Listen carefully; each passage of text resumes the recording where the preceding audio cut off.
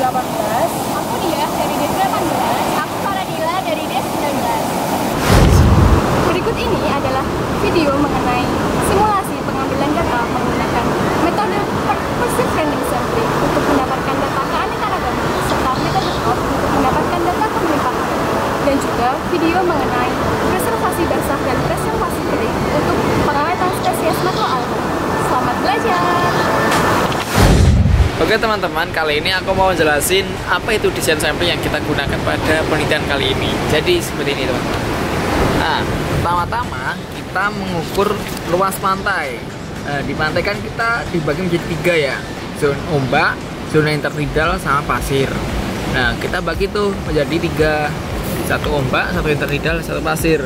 Nah, di sini kita melakukan penelitian tuh di zona intertidal teman-teman. Kita menentukan luas pantai itu dari panjang sama lebar. Panjangnya dari panjang pantai, dari pojok pantai sampai pojok pantai. Sedangkan lebar kita menggunakan intertidal. Nah, zona intertidal itu kita ukur panjangnya. Nah, zona intertidal itu kita anggap sebagai lebar. Nah, seperti teman-teman tahu, luasan itu panjang kali lebar. Jadi di sini kita mendapat luasan itu dari panjang pantai keseluruhan dikali panjang intertidal, seperti itu. Terus lanjut nih yang kedua, menentukan jumlah ulangan teman-teman. Nah, jumlah ulangan ini kita sudah ada aturan, yaitu mewakili 1% dari luasan pantai. Nah, seperti teman-teman tahu tadi, yang sudah teman-teman hitung tadi kan ada lebar, panjang, sama luas ya. Di sini kita mendapat hasilnya yaitu 1215 meter persegi. Dari lebarnya itu 15 meter dan panjangnya 81 meter. Nah, untuk menentukan ulangan kita tarik 1% dari luas tadi teman-teman. 1%-nya dari 1215, kita mendapat 12,15. Nah, 12,15 tadi kita bulatkan menjadi 12 plot seperti itu. Karena 0,15 itu kalau di plotin nggak bisa, kita pakai 12 seperti itu teman-teman. Nah, lanjut yang ketiga, ini kita membagi menjadi 3 zona. Zona itu ada zona A, zona B, zona C. Di mana zona A itu adalah zona yang dekat dengan bibir pantai, sedangkan zona B itu zona di tengah-tengah, serta zona C itu zona yang di dekat laut, seperti itu. Jadi ada 3 zona. Selanjutnya, kita melakukan sampling dengan desain sampling sebagai berikut. Idealnya dibutuhkan 3 jumlah plot untuk bisa melakukan sampling kemelimpahan ini. Yang pertama yaitu plot diletakkan pada zona terdekat dengan pantai, yaitu zona A1. Selanjutnya dihitung 5 meter ke arah vertikal untuk mendapatkan zona kedua, yaitu zona menengah, 5 meter dengan menggunakan plot. Lalu jarak 5 meter ke arah vertikal kembali untuk mendapatkan zona C, yaitu zona terdekat dengan laut, dengan melakukan 5 kali pengulangan plot jarak. Setelah itu, pada zona terdekat dengan pantai dilakukan penghitungan jarak 20 meter untuk melakukan pengambilan data pada zona A kedua, lalu 20 meter di zona A ketiga, dan 20 meter di zona A keempat. Begitu juga dengan zona yang lainnya, B2, B3, B4, C1, C2, C3, C4. Berikut merupakan alat dan bahan yang digunakan untuk pengambilan data menggunakan metode plot.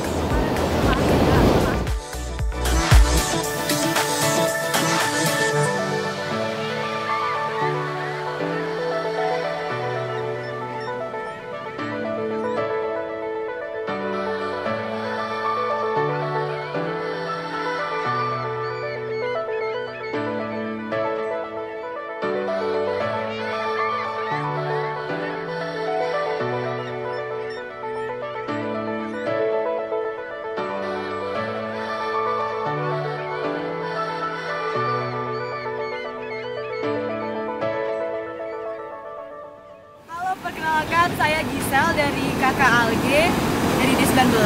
Nah, di sini saya akan memperagakan metode sampling menggunakan quadrat plot. Nah, tujuan dari penggunaan quadrat plot adalah untuk mengetahui data kemelimpahan alge dilihat dari penutupannya. Nah, plot yang digunakan berukuran 1 kali 1 meter dengan subplot berukuran 10 kali 10 cm.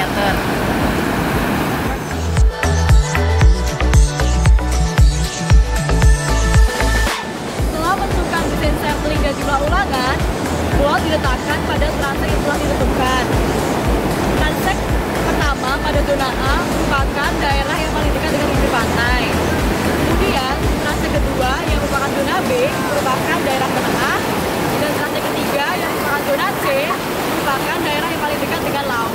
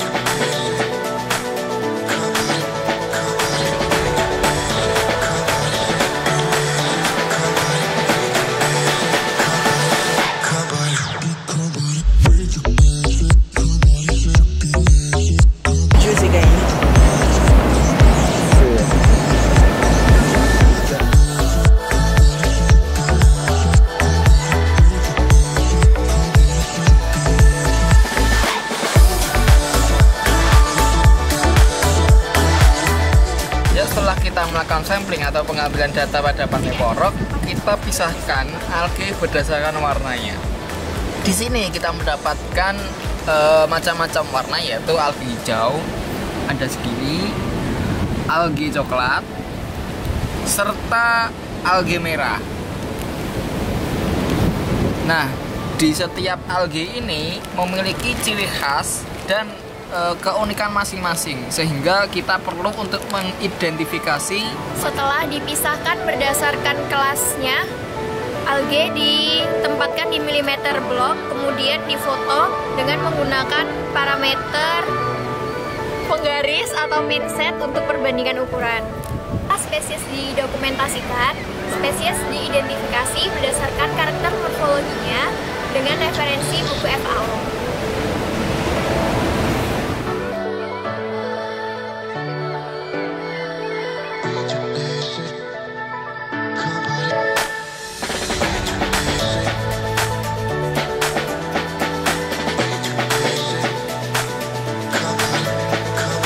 Selanjutnya, kita akan melakukan pengawetan atau konservasi alge dengan 2 cara, yaitu pengawetan basah dan pengawetan kering. Konservasi basah bertujuan untuk mempertahankan bentuk morfologi alge dalam identifikasi.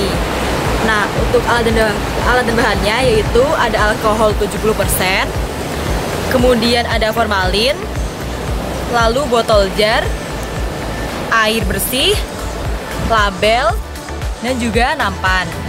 Langkah pertama yang dilakukan dalam preservasi basah yaitu alge direndam dalam 3-5% formalin selama 24 jam.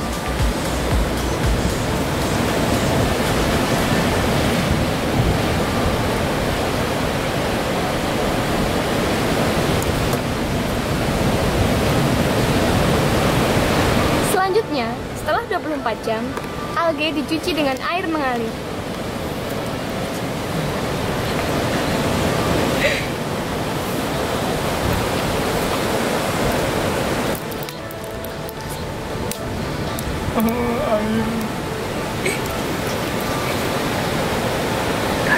Setelah itu, alge direndam dalam alkohol 70% di dalam botol jar untuk disimpan secara permanen.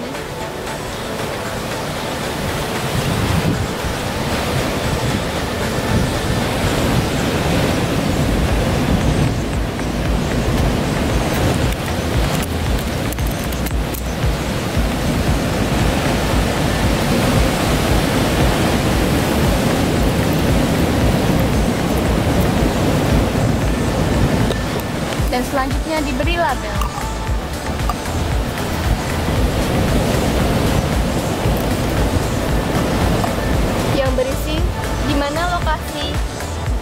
algae di sampling serta nama spesiesnya.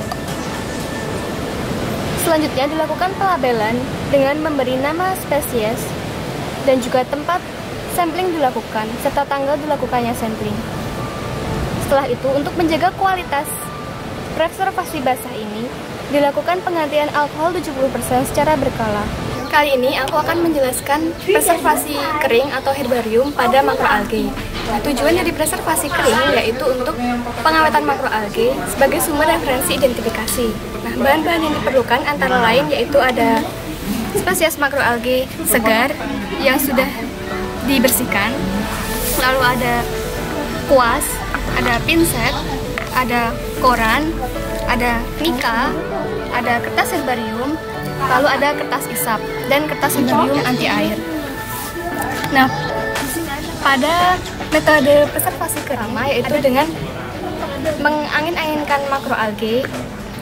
Makroalgae dicuci dengan air mengalir.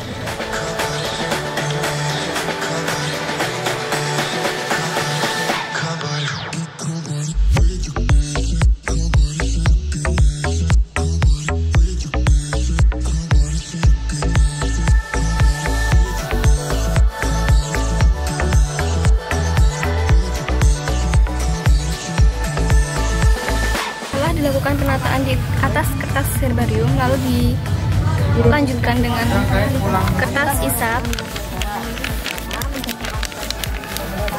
Setelah kertas isap, lalu dilanjutkan dengan kertas koran.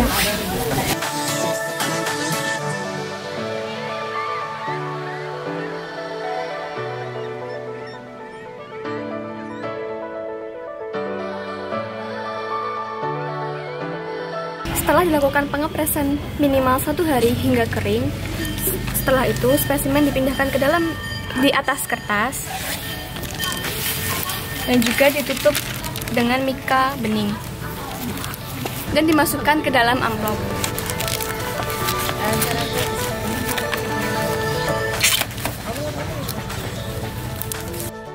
Dan berikut ini adalah contoh spesimen yang sudah jadi.